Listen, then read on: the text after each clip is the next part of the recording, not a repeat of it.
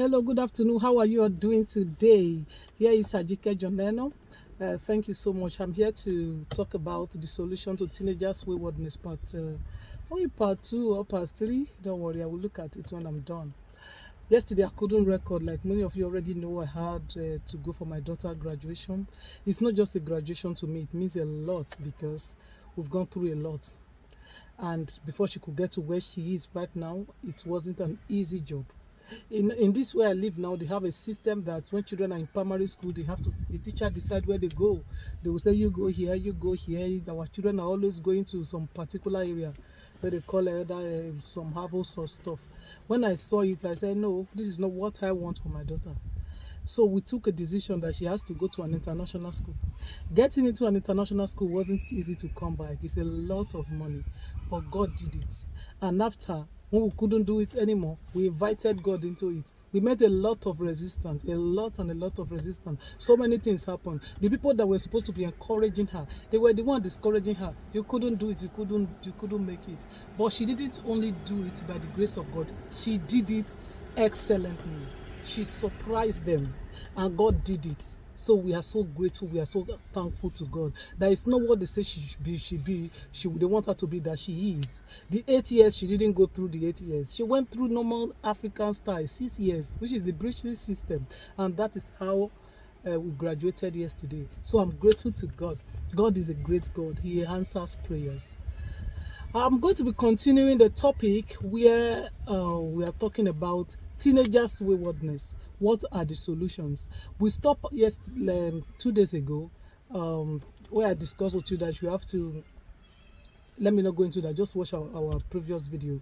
That will help you connect it with these new videos I want to make now. For your children not to be wayward, talk without accusing them. We parents, we usually talk with accusation, especially parents from Africa.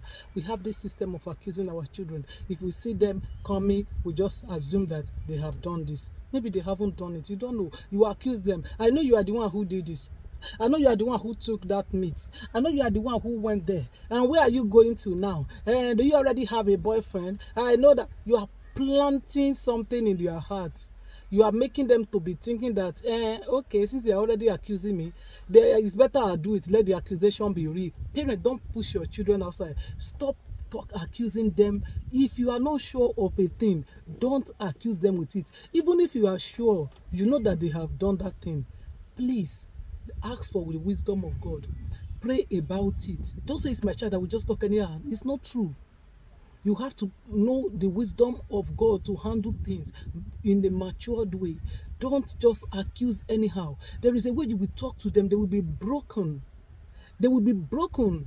When my child was very little, she was 8 years old. She came here. There was some things she did. I didn't do anything. I just entered into my prayer room. She saw me on my prayer altar. I started weeping. I cried. I was weeping. I didn't talk to her. I was talking to God in prayer. I was saying, God, this girl cannot do this thing. This thing she did is ignorant, I know. But Lord, she's still small. Never. This must not be her. When I wept, she heard me crying. Only she, as she was hearing me weeping on the prayer altar, she wept too in her room. She came out and was crying. I was apologizing. From today until tomorrow, my daughter never tried that kind of things again in her life. Because I took it to God, I handled it. I didn't just accuse her and start doing all those things we used to do in Africa. You die today, you beat her, you pound her, you do all those things. I didn't say that you should not discipline your child. But when you keep accusing them, keep beating them, hitting them, they will run away. They will not listen to you. That is one way to do it. Talk without accusing them. And there is something I want to also say, which is the second thing. Set rules in your house. In your children, set rules. Set boundaries. Set out discipline. If your rules are broken, carry out the discipline. Don't pardon.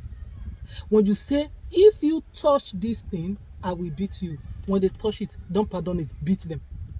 When they touch it, smack them.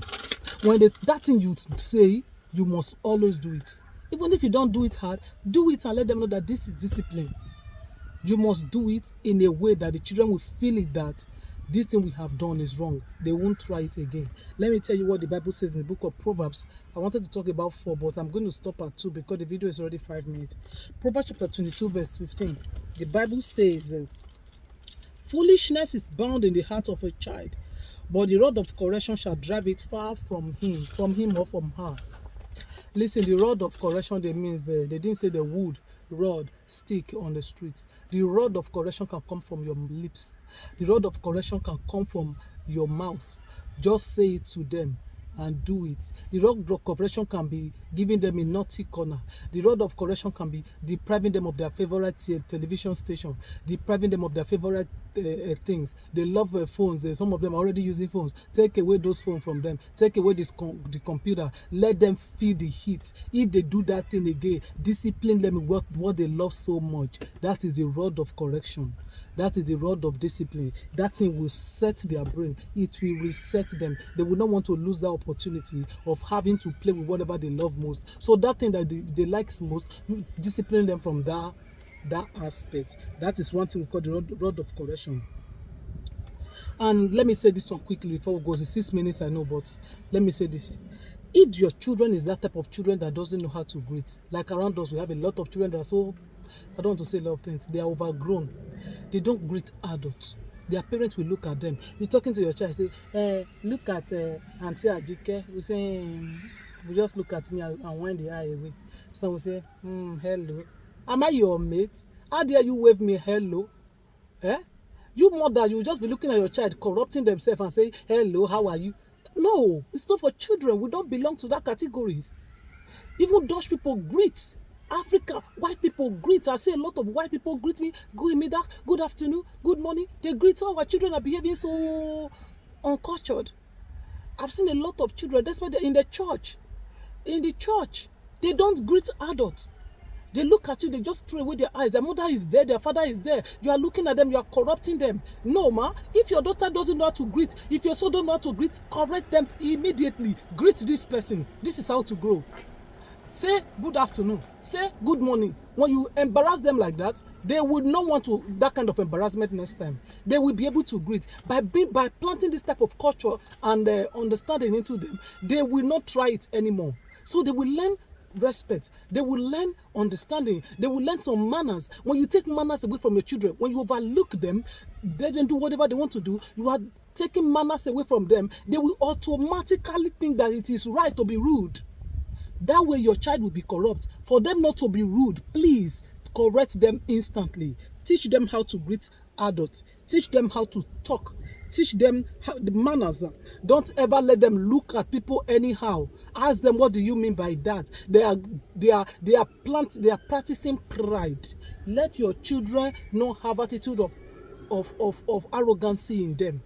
Please work it immediately. Don't overlook it. If you don't correct these things immediately, you're overlooking them. Say, then go change when they don't big. Now lie, they don't big. They're not they change. The Bible says, teach them when they are young. Catch them young. Go. If you are waiting for them to get to 10, 20 years before you begin to correct them, madam, it will be too late for you to cry.